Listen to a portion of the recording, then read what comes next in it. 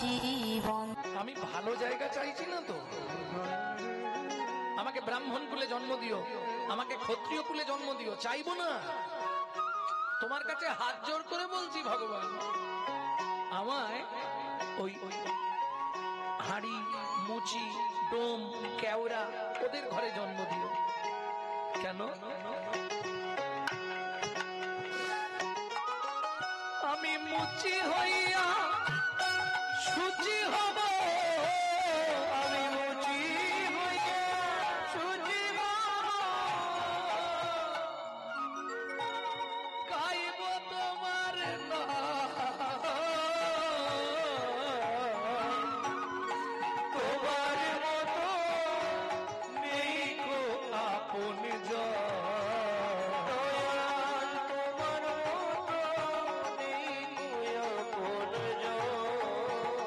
দয়াল রে দয়াল তোমার মতো নেই আপন জন।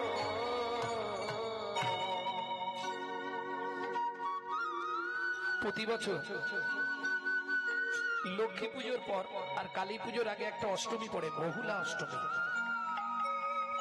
রাধারস সুধানিধি গ্রন্থে ভগবান বলছে, সখারে এহেন তিথিতে যে বা রাধা কুণ্ডে করে স্নান, তারে রাধা সমপ্রেম করি আমি দান। তা আপনাদের কৃপায় আমি প্রতি বছর ওই সময়টা রাধা কুণ্ডেই থাকি। তা এবছরও গেছিলাম, প্রায় 7-8 লাখ লোক হয়েছিল। 12টার সময় স্নান তো, এক ভদ্রলোক প্রায় 1 ঘন্টা ধরে আমাকে ঠেলেই যাচ্ছে। একটু রাগও হলো, রাগ করেই আমি বললাম, এই যে বাবা আপনি আগে স্নান করুন তো, যান আপনি আমার আগে যান, আপনার পরে আমি স্নান করব। ওনার হয়তো ইচ্ছা আমার আগে করবে, যার জন্য ঠেলা দিচ্ছে বারবার, যান আপনি আগে। ভালো মানুষরা কি করবে, কেউ যদি ঠেলা ঠেলি করে, বাবা যা তুই আগে করে যা, তুই সব ভক্তি নিয়ে চলে যা, তারপর থাকে আমি নেবো, যা। উনি কিছুতেই যাচ্ছেন না। আমি একটু রেগে গিয়ে বললাম, কি ব্যাপার বলুন তো আপনার?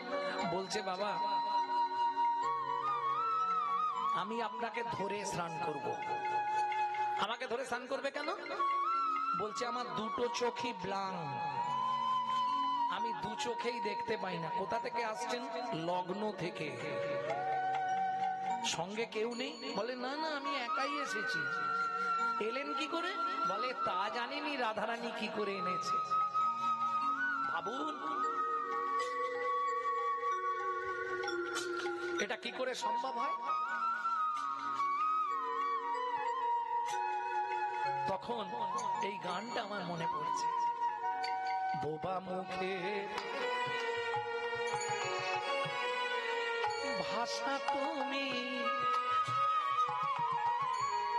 অন্ধেরি আলো,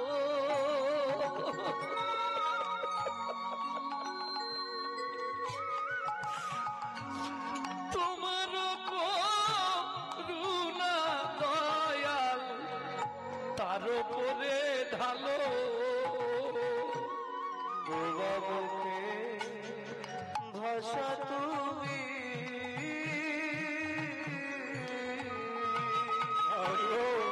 অন্ধেরি আলো, তোমার করুণা দয়াল তার উপরে ঢালো। বলি, অপুত্রের পুত্র তুমি, অপুত্রের পুত্র তুমি, ধনির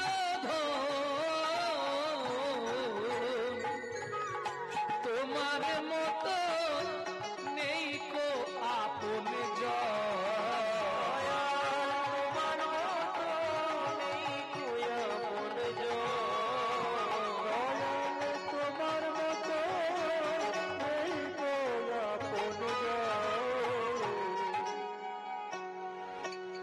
ভক্তমণ্ডলী, ভক্তিমতী মায়েরা, আমার তো মনে হয় এটা জীবনের সর্বশ্রেষ্ঠ চাওয়া। আবার যদি পৃথিবীতে আমাকে জন্ম দাও, আমার দরকার নেই ব্রাহ্মণ কুল, আমাকে তুমি অন্তত একজন কৃষ্ণ ভক্ত মায়ের গর্ভে জন্ম দিও। তাই গৌর হরি গো। কি এটাই সর্বশ্রেষ্ঠ চাওয়া তো নাকি? নিতাই গৌর হরি বল। কিছু নাই গো, সব অসার, অসার কলু সংসার, সার হরি পদাম্বুজম। জীবনের সার হলো শ্রী হরি চরণ। তাহলে আমাদের করণীয় কি? আমি বলছি না তো যে আপনি মালা তিলক করে রাস্তায় রাস্তায় ঘুরুন, দরকার নেই। গুনগুন করে হরিনাম করুন। মহাপ্রভু বলেছে যেমন তেমন করে করলেও কাজ হবে। নিম পাতা দেখে খাও, না দেখে খাও, চোখ চেয়ে খাও, চোখ বন্ধ করে খাও, দাঁড়িয়ে খাও, বসে খাও, শুয়ে খাও, হেসে খাও, কেঁদে খাও, আলোতে খাও, অন্ধকারে খাও, যেখানে তুমি খাবে তিতো লাগবে। তিতো লাগবে না বাবা? ঠিক তেমনি হরিনাম তুমি যেভাবে বলবে তাতেই কাজ। নিতাই গৌর হরি হরি। এটাই সুবিধে কলিযুগে, এইটাই একমাত্র পন্থা। আপনি যা করুন। শুনেছি দান করলে নাকি পুণ্য সঞ্চার হয়। সেখানে দান পর্যায়ে, দানের কথা বলতে মহাভারতে দান পর্যায়ে একটা কথা সুন্দর করে লেখা আছে, গো কটি দানে গহনি চকাশি, মাগে পয়াগে কটি কল্পবাসী, সুমেরু সমতুল হিরণ দানে, नहीं तुल्लो नहीं तुल्लो राधा श्री गोविंद नामे। একটু ভেঙে বলি, কোটি গরু যদি ব্রাহ্মণকে দান করা হয়, গো কোটি দানে, কোটি গরু ব্রাহ্মণকে দান করলে তোমার পূর্ব জন্মার্জিত পাপ ক্ষয় হয়। গ্রহণে চকাশি, কেউ যদি চন্দ্রগ্রহণ বা সূর্যগ্রহণের সময় কাশী ধামে মণিকর্ণিকার ঘাটে স্নান করে, তার পূর্ব জন্মার্জিত পাপ ক্ষয় হয়ে যায়। এইটা জেনে ছেলেটা মনে মনে ভাবলো তাহলে আমাকে স্নান করতে হবে। কি করে স্নান করব? আস্তে। গুরু কৃপা না হলে তো কিছু হবে না, গুরু কৃপা প্রয়োজন। ঘাটের একটা পাথরকে ভোরবেলা এসে সরিয়ে দিয়েছে। মানে ঘাটের যে থাক থাক থাকে না, একটা পাথরকে সরিয়ে জলে নামিয়ে দিয়েছে। দিয়ে আর 1 2 3 তিন নম্বর ধাপটায় নিজে শুয়ে পড়েছে চিত হয়ে। কেন? প্রত্যেক দিন ভোরবেলা 4টের সময় ওই বারাণসীর মণিকর্ণিকার ঘাটে স্নান করতে আসে রামানন্দ স্বামী, যার স্পর্শ পেলে নাকি পামর জীব উদ্ধার হয়ে যায়। কিন্তু তেনার সিস্টেম হচ্ছে জীবনে তিনি কাউকে তার চরণ ছুঁতে দেয় নাই। এটাই তার একটা বৈশিষ্ট্য। সব জীবের মধ্যেই যদি ভগবান থাকে, তাহলে আমার চরণ কেন কেউ হাত দেবে? যে হাত দিচ্ছে তার মধ্যেও তো ভগবান আছে। কে? এই ভেবে তেনার চিন্তা ভাবনা। কেউ যদি প্রণাম করতে আসে তাকে বলে, এই মা শোন, ওই কুকুরগুলো ঘুরছে, ওদেরকে প্রণাম করবি, আমাকে প্রণাম করবি না। কাউকে প্রণাম করতে দিতেন না বাবা, ছুঁতে অবধি দিতেন না। এখন ছেলেটার ইচ্ছা যে আমি রামানন্দ স্বামীর কাছ থেকেই দীক্ষা নেব। 2 বার গেছিল। রামানন্দ স্বামী বলে, দূর হয়ে যায় এখান থেকে, জীবনে কাউকে আমি দীক্ষা দেবো না। ছেলেটা বলে এসেছিল, যদি ভগবান সত্য হয়, আমার মনের ইচ্ছা যদি সত্যি থাকে, আপনাকে আমাকে দীক্ষা দিতেই হবে। বন্ধুদের সঙ্গে যুক্তি করেছে। বন্ধুরা বলেছে, শোন, ঘাটের পাথর তুলে ফেলে দিবি, তুই পাথরের মতো পড়ে থাকবি, তোর বুকে পা তুলে দেবে, ব্যাস হয়ে যাবে। বুদ্ধি দেখো, এ কি আমাদের দ্বারা হবে? ওই সারা রাত জেগে ঘাটের পাথর তুলে দিয়ে শুয়ে আছে সারা রাত। কখন আসবে তো জানেন না। ওই ঘাটের কাঠের উপরে ধাপের মতো শুয়ে শুয়ে নিজে নিজেই চোখের জল ফেলছে।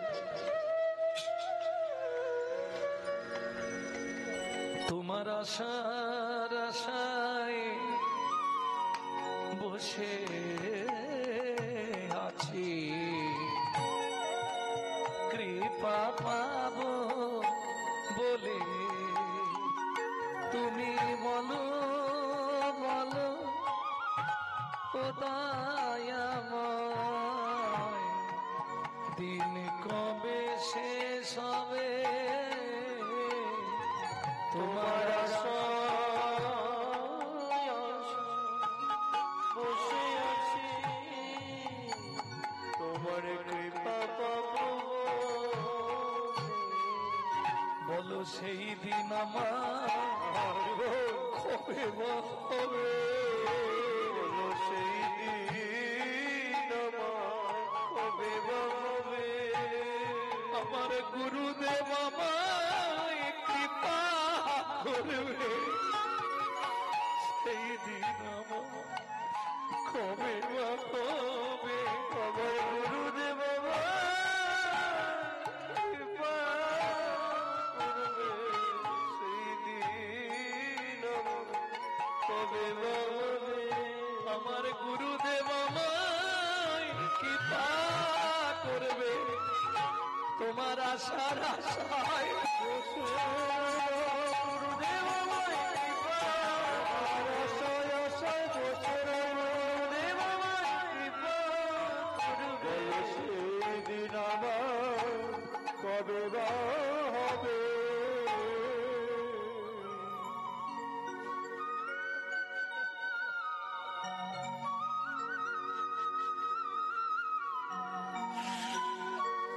তাই গৌর হরি বল।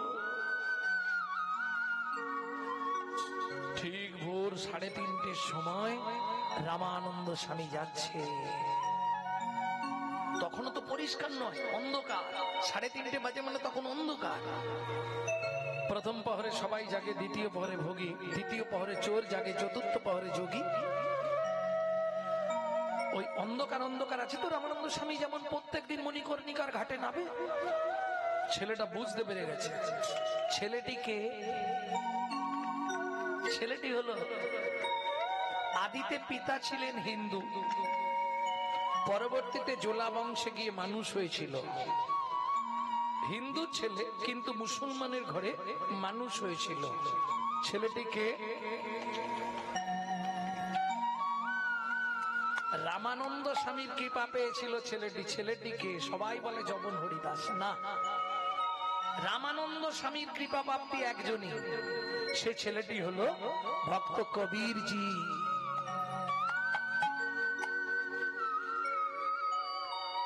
চলুন দেখে নি। এইবার রামানন্দ স্বামী প্রথম ধাপে নেমেছে, দ্বিতীয় ধাপে নেমেছে, তৃতীয় ধাপে যখনই ওই পা দিয়েছে নরম লেগেছে, রামানন্দ স্বামী ভয় পেয়ে গেছে। ভয়ে রামানন্দ স্বামী রাম কহ বলে, ভয়ে রামানন্দ স্বামী রাম কহ বলে, ওগো কবিরের কর্ণমূলে তাহা প্রবেশ করে, কবিরের কর্ণমূলে তাহা প্রবেশ করে। যখনই রামানন্দ স্বামী 3 বার রাম কহ রাম কহ রাম কহ বলে দিয়ে দ্বিতীয় চতুর্থ ধাপে নেমে গেছে, কবির অমনি চপাক করে উঠে বলছে, আমার দীক্ষা নেওয়া হয়ে গেল।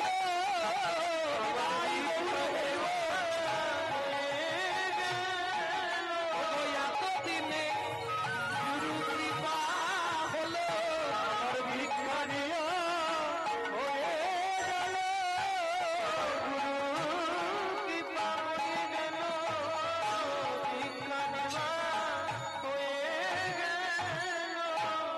আস্তে আস্তে আস্তে এতদিন পরে আমার গুরু কৃপা হলো, আমার দীক্ষা নেওয়া হয়ে গেল। রামানন্দ স্বামী ক্রোধে অগ্নি প্রজ্বলিত হয়ে বলেন, এই মূঢ়, কে তোর গুরুদেব? আপনি। কি করে আমি তোর গুরুদেব হলাম? কেন? আপনি আমার বুকের ওপর পাটা তুললেন, রাম কহ রাম কহ রাম কহ 3 বার কইলেই উচ্চারণ, বিধি মতে হইল আমার দীক্ষা গ্রহণ।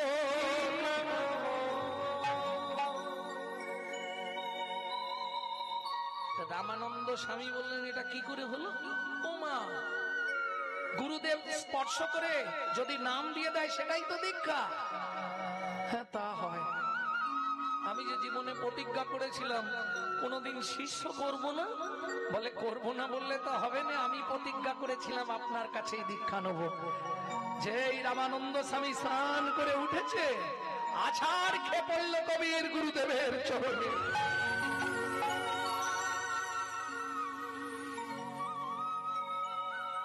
ওঠ বাবা, চরণ ছাড়বো না, আগে দিন আমায়। কি নিবি তুই? ভক্তি প্রেম প্রীতি রতন করো তুমি মোরে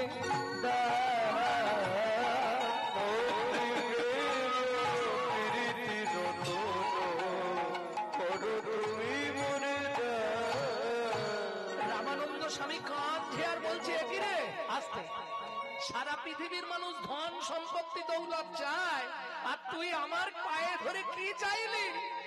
ভক্তি প্রেম প্রীতি রতন করো তুমি মোরে ভক্তি প্রেম প্রীতি রতন করো তুমি মোরে দিয়া তার সন্ধান শুদ্ধ করো প্রাণ, দিয়া তার সন্ধান শুদ্ধ করো প্রাণ, দিয়া তার সন্ধান শুদ্ধ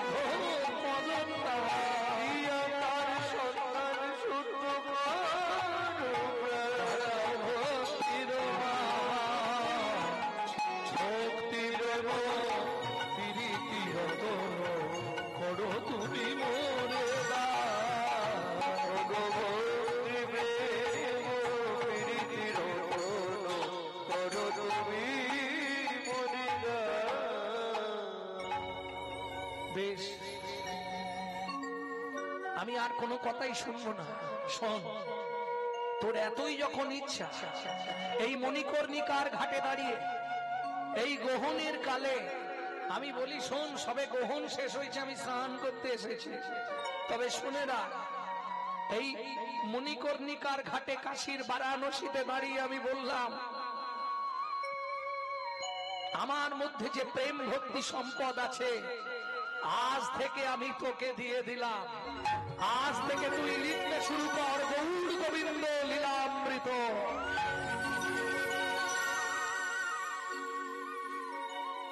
কিভাবে দেবে? এত বলি দুহে দুহ আলিঙ্গনা করিলা, আপনারও প্রেম ভক্তি কবির দানিলা।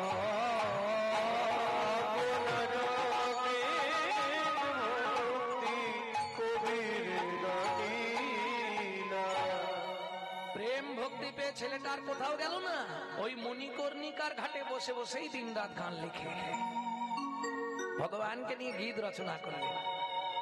গুরু কৃপা প্রাপ্তি হয়ে গেল। প্রথম গান। দ্বিতীয় দিন যখন আবার স্নান করতে এসেছে, বলছে, গুরুদেব, আমি একটি গান লিখেছি, আপনাকে শোনাবো। তুই একদিনের মধ্যে তুই যে বললি তুই নাকি মূর্খ মানুষ, কিছুই জানিস না। তা জানি না, তবে আপনার কৃপা হয়ে গেছে, আমি লিখতে পারছি। কালকে তুই মন্ত্র নিলি, আজকে গান লিখলি। কি গান লিখেছিস? ও সময় আমি জাতা গান শুনি নে। জাতা গান নয় গুরুদেব, একবার শুনে দেখুন, তারপর তো আপনি বিচার করবেন। আচ্ছা বল দেখি। গানটি আপনারা জানেন, কিন্তু এটা যে কবিরজির লেখা বা তার প্রথম দীক্ষা নেওয়ার পরে গান, এটা আপনারা জানেন না। ডুব ডুব ডুব রূপ সাগরে ডুব ডুব ডুব ডুব সাগরে আমার মন আমার, ডুব ডুব ডুব রূপ সাগরে আমার মন আমার, ডুব ডুব ডুব ডুব সাগরে আমার মন। তলাতল পাতাল খুঁজে, তলাতল খুঁজে, তলাতল পাতাল খুঁজে, তলাতল পাতাল খুঁজে, আবিরে সেই রত্ন ধন, ডুব ডুব ডুব ডুব সাগরে আমার মন আমার, ডুব ডুব ডুব ডুব সাগরে আমার মন